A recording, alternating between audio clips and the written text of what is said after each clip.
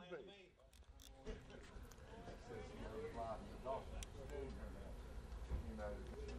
No, I think it's a travesty to arrest people on that issue. Oh, it sure is. We're here this evening, hopefully, to talk to Heath Shuler about him voting for what the people want. And we believe people in these mountains want patients to be able to get marijuana without any kind of problems, without the law hassling them. They want to be able to medicate themselves without fear of going to jail. We have a pamphlet for it. And in this pamphlet, it's actually got a picture of a friend of ours. It's a Kathy Jordan. She has Lou Gehrig's disease, and she's had it for 21 years.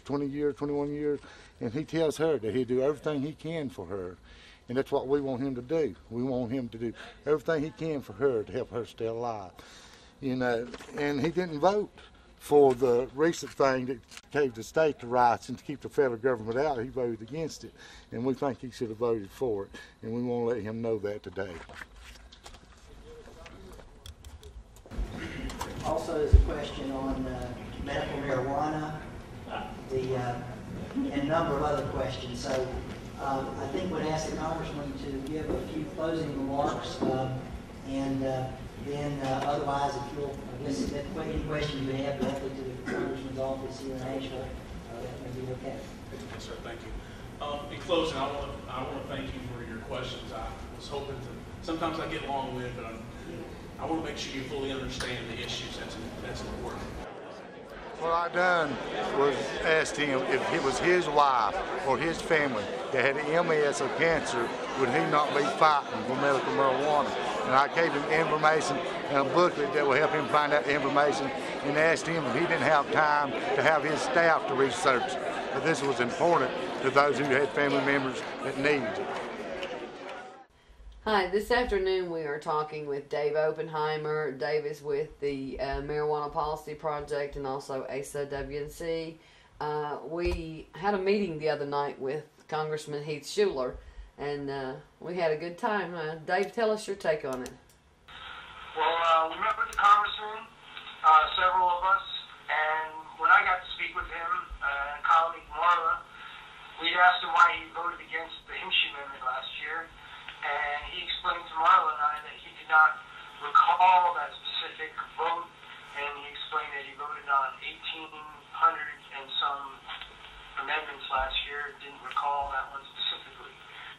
When we asked him about would he support medical marijuana this year, he said that he wasn't educated on the issue, which raised my question, how would he go ahead and vote on an amendment that he's not educated on?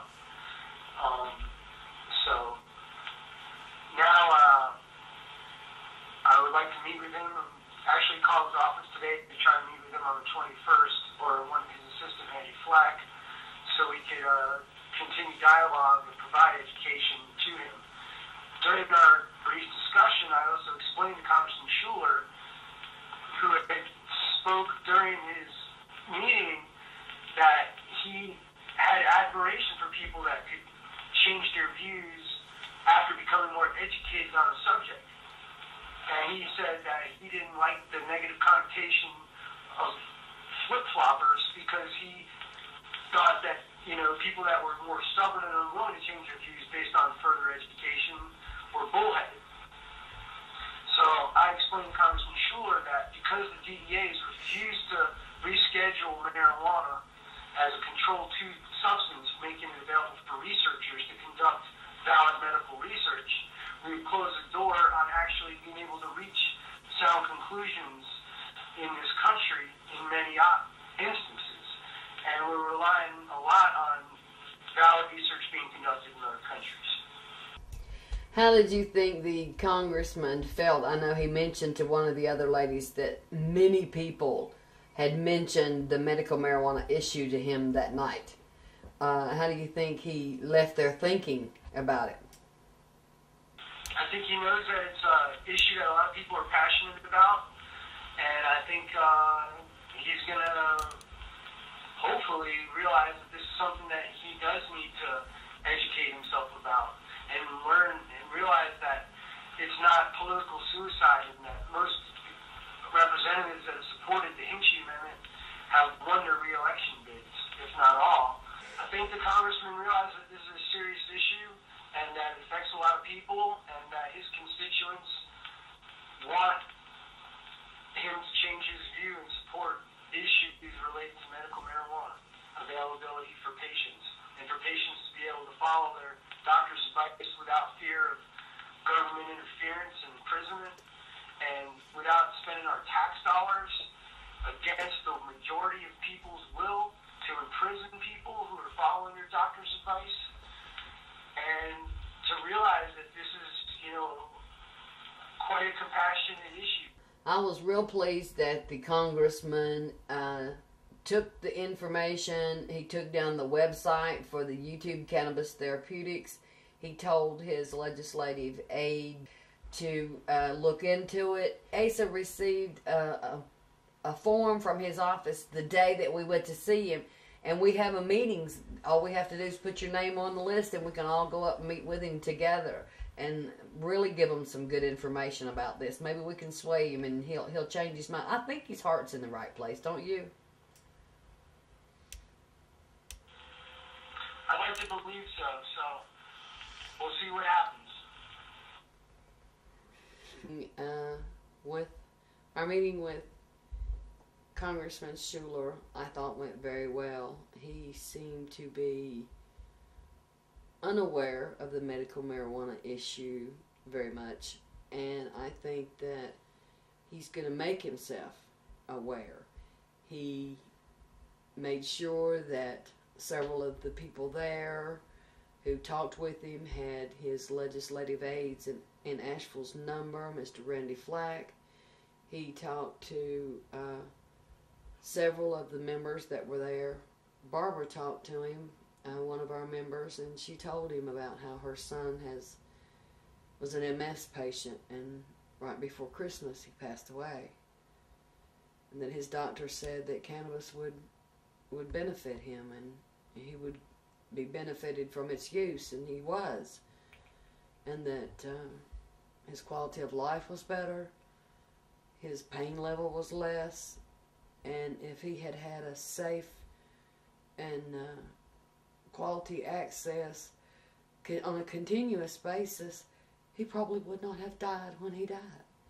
He would have had a better quality of life, and he would have lived longer. Barbara said that Congressman Shuler looked at her and told her that he was amazed by how many people that night had spoken to him about this issue. And we got to looking around the room and talking to the different people, and everybody that had talked to him on this issue except one person was older than he was. So we're hoping that everybody will get busy and get out there and tell their congressmen that they need to support this bill, this Hinchey Amendment. They need to support any type of legislation that will put an end to the suffering of the patients and them living in fear. They should let doctors recommend cannabis, and they should reschedule it, and they should do so now. Yeah, Dave, what I think we should do is encourage all of our friends, anybody you know that cares about patients' rights, to get in touch with their legislators and talk to them before this Hinchey-Rohrabacher bill comes back up for a revote. Don't you think? This important legislation would prevent federal dollars from going after people who are following your doctor's advice. If you know anybody that may or does benefit from the use of medical marijuana, or if you're just don't want to see your tax dollars used to put sick people in prison that are following your doctor's advice, I encourage you to call your congressman or congresswoman and ask them to please support the Hinchey-Rohrabacher Amendment.